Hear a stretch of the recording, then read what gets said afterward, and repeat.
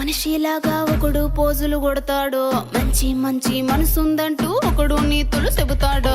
మంచి కాదు చెడ్డ కాదు అంతా ఒకటే జాతండి. దీపాలన్నీ ఆర్పేశాక